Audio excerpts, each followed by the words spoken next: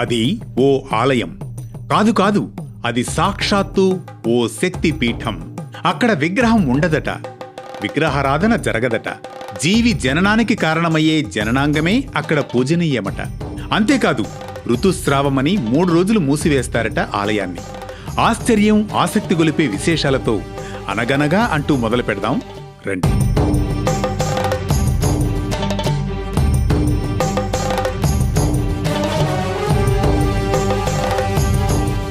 అనగనగా అది కృతయుగమనబడే సత్యయుగం.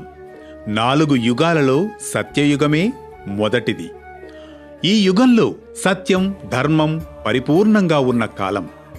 శైవ పురాణం, లింగ పురాణం, స్కాంద పురాణాల ప్రకారం దక్షుడు బ్రహ్మదేవుని మానసపుత్రుడు. ఒకనాడు దక్షుడు యాగం తలపెట్టి అందరినీ ఆహ్వానిస్తాడు. తనకు నచ్చని శివుణ్ణి వివాహం చేసుకుందనే కారణంతో అల్లుడైన శివుణ్ణే కాదు, కుమార్తె అయిన సతీదేవిని కూడా ఆహ్వానించాడట దక్షుడు. తండ్రి కదా సరేలే అనుకుని పిలవకపోయినా పుట్టింటికి వెళ్లి సతీదేవి ఎన్నో అవమానాలను ఎదుర్కొంటుంది.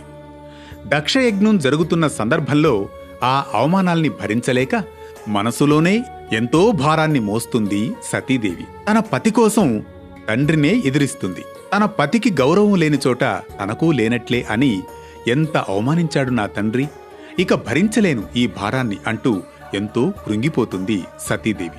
విషన్న వదనంతో ఈ భువిపై నేనిక జీవించలేను అని మనసులోనే కృంగిపోతుంది. తక్షణమే అగ్నిలో దూకేస్తుంది. ఈ విషయాన్ని మనోనేత్రంతో తెలుసుకుంటాడు ఆ శివుడు. వెంటనే యోగ సమాధిలోంచి మేల్కొంటాడు, ఆగ్రహోదగ్రుడవుతాడు. శివుడు, సతీ, నీవు లేని మరుక్షణం ఇక యజ్ఞమైనా సరే, ఇక ధ్వంసమే అంటూ వీరభద్రుని సృష్టిస్తాడు. దక్షయజ్ఞాన్ని ధ్వంసం చేస్తాడు.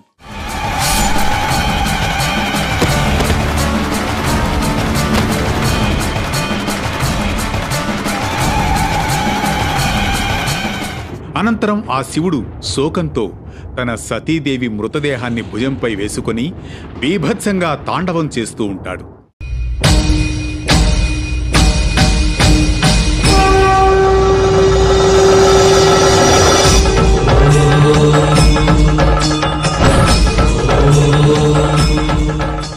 ఆ సమయంలో సృష్టి మనుగడకు ఆటంకమవుతుందని గ్రహించిన నారదుడు, ప్రభో, ఈ సృష్టికి ఆటంకం కలగనుంది.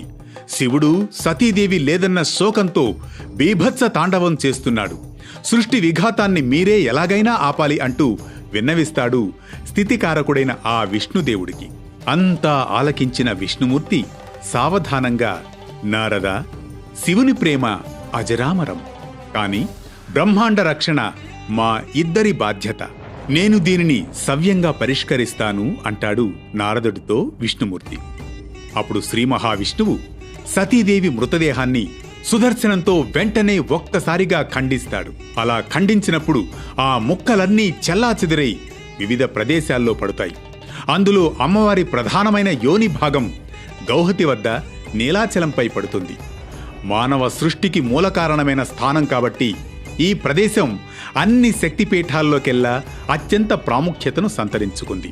అంతేగాక ఈ పీఠమే అన్ని శక్తిపీఠాలకు ఆధార స్థానంగా తొలి శక్తిపీఠంగా భావిస్తారు.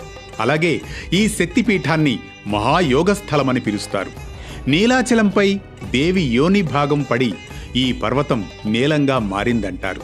ఈ రాతి యోనిలోనే కామాఖ్యాదేవి నివాసం ఉంటుందని అంటారు.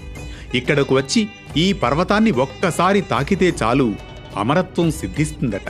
అంతటి దివ్యమైన శక్తిపీఠం ఇది. ఈ ప్రాంతం కామరూప ప్రాంతమైంది. ఇక్కడ సకల దేవతలు పర్వత రూపంలో ఉంటూ అమ్మను సేవించుకుంటూ ఉంటారట. ఈ క్షేత్ర అధిష్టాన దేవత నీలపార్వతి. ఈ శక్తిపీఠంలో అమ్మవారిని కామాఖ్య, కామరూపిణి అని పిలుస్తారు.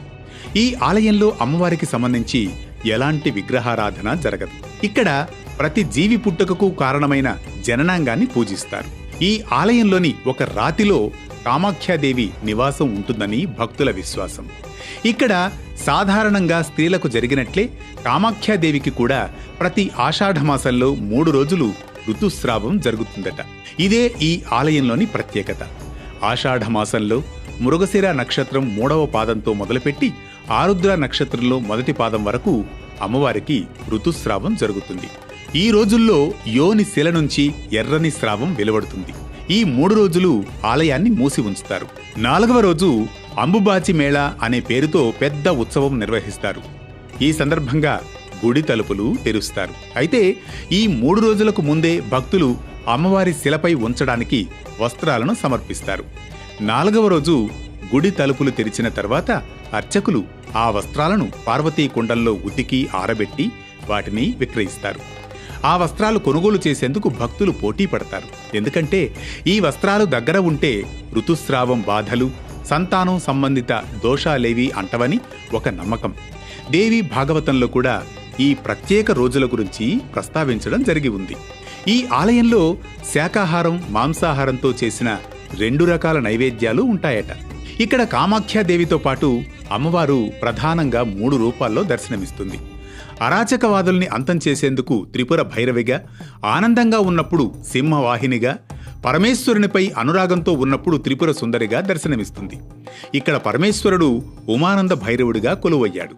ఇంతటి మహిమ కలిగినందునే ఈ శక్తిపీఠాన్ని దేశ విదేశాల నుంచి వచ్చిన భక్తులు దర్శిస్తూ ఉంటారు. మరో ఆసక్తికర కథనంతో మళ్ళీ కలుద్దాం. వేటు న్యూస్ అనగనగాలో.